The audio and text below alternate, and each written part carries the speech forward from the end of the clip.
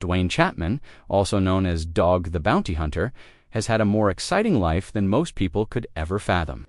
There have been many changes and ups and downs in his path, from a rough around the edges kid in Denver to a reality TV celebrity. If you've followed him over the years, you've seen a man who has gone from a difficult past to a well-known figure, all the while keeping his signature mullet and lively manner. Let's look at what makes Dog's story so interesting. Let's start.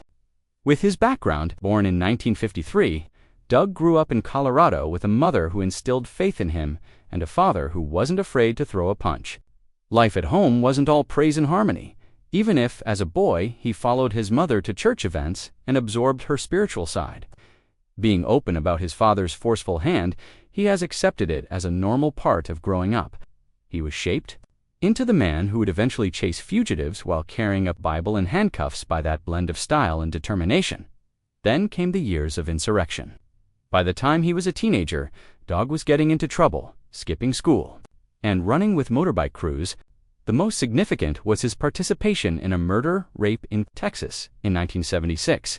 He says he was sentenced to 18 months in prison despite the fact that he was simply in the car when a friend squeezed the trigger. The road might have ended when it flipped a switch. He was called a bounty hunter by a guard, who threw him shackles to apprehend a fugitive prisoner. Because of the seed that was sown during that period, he came out of prison with a new business idea. Dog was becoming well known in Colorado as a bounty hunter in the 1990s, catching skips that others couldn't. His ride-or-die partner turned out to be tough-as-nails bail bondswoman Beth Barmore.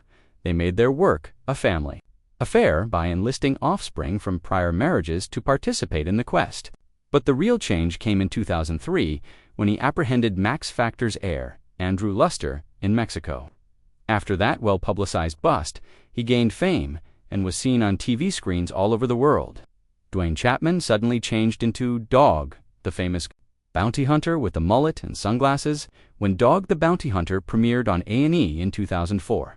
The 8-season show, which followed his bizarre life in Colorado and Hawaii, was a big hit. Beth was right there, matching his energy, while sons Leland and Duane Lee joined in on the fun.